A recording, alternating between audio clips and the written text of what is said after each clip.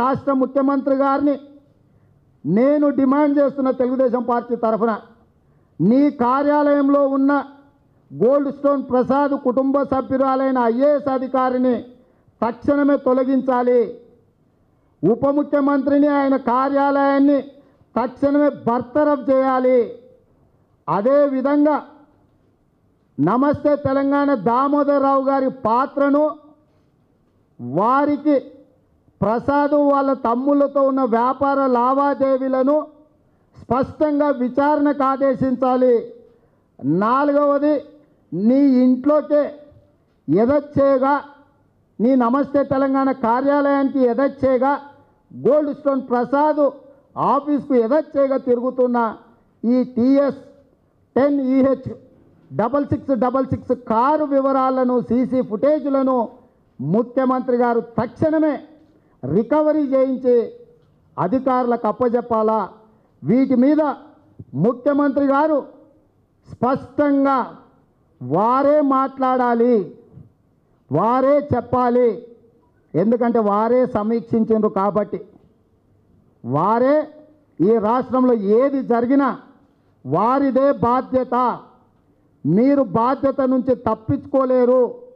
మీ వెనకాల ఉన్న అదృశ్య శక్తులే మీకు తెలిసి కుంభకోణంలో పాల్గొన్నారా, మీకు తెలవకుంటే కుంభకోణంలో పాల్గొన్నారా? ఏది ఏమైనా ఈ కుంభకోణంలో నీకు సంబంధించిన వ్యక్తులు ఉన్నారు. వాళ్ళందరి మీద కఠిన చర్యలు తీసుకొని మీ నీతిని, నిజాయితీని, మీ చిత్తశుద్ధిని నిరూపించుకోవాల్సిన బాధ్యత మీ మీద ఉన్నది. తెలుగుదేశం పార్టీ సవాలు విసురుతుంది. దామోదరరావు గారికి, గోల్డ్ స్టోన్ ప్రసాద్ కుటుంబానికి ఉన్న వ్యాపార లావాదేవీలు ఏంటో బయట పెట్టండి. ఆ లావాదేవీల వివరాలు బయటకు వస్తే ఈ కుంభకోణానికి పునాదులు ఎక్కడ పడ్డాయో బయటకు వస్తుంది. మీరు బయట పెట్టకపోతే, మీరు చెప్పకపోయినా తెలుగుదేశం పార్టీ పూర్తి వివరాలతో ముందుకు వస్తుంది. మీరు అనుకుంటున్నారేమో పిల్లి కళ్ళు మూసుకొని పాలు తాగితే ఎవరు చూస్తలేరని. మీ దోపిడీని నిరంతరం నిఘా కెమెరాలు పరిశీలించినట్టుగా మేము చూస్తూనే ఉన్నాము. సమయం సందర్భం వచ్చినప్పుడు వాటి అన్నిటిని బయట పెడుతూనే ఉంటాము. మొన్న నేను పత్రికా సమావేశంలో వీటి వివరాలు మాట్లాడితే తక్షణమే నమస్తే తెలంగాణకు సంబంధించిన వ్యక్తులు ఫోన్ చేసి మీకు జూన్ 2 నాడు ప్రకటనలు ఇవ్వం, రేవంత్ రెడ్డి గారు మాట్లాడింది మీ పత్రికలలో రాస్తే మీ టీవీలలో చూపిస్తే అని బ్లాక్మెయిల్ చేస్తున్నారు. ప్రభుత్వ ధనాన్ని 250 కోట్ల రూపాయలు ప్రభుత్వ ప్రకటనల కోసం ఇచ్చే వాటిని మీ అవినీతి అక్రమాలకు సంబంధించి మేము మాట్లాడితే, తెలుగుదేశం పార్టీ మాట్లాడితే, పత్రికలలో రాస్తే, ప్రసార సాధనాలలో చూపిస్తే ప్రభుత్వ ప్రకటనలు ఇవ్వనని బ్లాక్మెయిల్ చేస్తున్నారంటే మీరు ఏ రకమైన వ్యవహార శైలితో ఉన్నారు? అందుకే ఈనాడు దామోదరరావు గారికి గోల్డ్ స్టోన్ ప్రసాద్ కంపెనీలకు ఉన్న లావాదేవీల వివరాలు ఈరోజు బయట పెడతలేను నేను. ఎందుకంటే రేపు యాడ్స్ వస్తాయి కాబట్టి ఇవాళ ఏ పత్రికలలో కూడా అవి రాయరు, వెయ్యరు. అందుకే ఈరోజు పత్రికలకు ప్రసార సాధనాల శీలానికి కూడా పరీక్ష.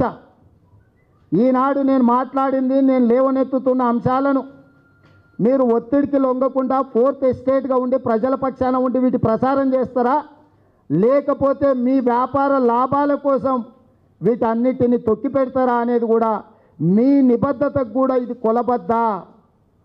ఇన్నాళ్ళు మేము ఎప్పుడు పత్రికలను, ప్రసార సాధనాల గురించి ప్రస్తావించలేదు, కానీ ఈనాడు ప్రస్తావించాల్సి వచ్చింది. ఎందుకంటే మన మీట్ ది ప్రెస్ జరిగితే అక్కడ అంశాలను రాయొద్దు, రేవంత్ రెడ్డి చెప్పిన వాటిని మీరు ఒక్క అక్షరం ముక్క రాసినా మీకు ప్రకటనలు ఇవ్వమని చెప్పి బ్లాక్మెయిల్ చేసే పరిస్థితికి రాష్ట్ర ప్రభుత్వం వచ్చిందంటే, ప్రభుత్వ ధనాన్ని తమ అవినీతిని బయట పెడితే ఆ అవినీతికి సహకరించని వాళ్ళకు వ్యతిరేకంగా ఉపయోగించి సహకరించే వాళ్లకు మాత్రం ప్రకటనలు ఇస్తామని ప్రభుత్వము ఈ రకమైన ఎత్తుగడలతో ముందుకు రావడం అంటే ప్రజాస్వామ్యవాదులందరూ ఖండించాల్సిన అవసరం ఉన్నది. ప్రభుత్వ ధనంతో ప్రకటనలు ఇవ్వడమే కాకుండా తమకు వ్యతిరేకంగానూ తాము చేసిన తప్పిదాలను బయట పెడితే ఆ సంస్థలకు ప్రకటనలు ఇవ్వడం అనేది ఈ రాష్ట్ర ప్రభుత్వం యొక్క నీచ సంస్కృతికి ఉదాహరణ. కాబట్టి పాత్రికేయ మిత్రులారా, ఈరోజు ఆధారాలు కొన్ని పెట్టడం లేదు నేను, ఎందుకంటే రేపటి మీ ప్రకటనలు మీ వ్యాపారాన్ని దెబ్బతీయడం నా ఉద్దేశం కాదు.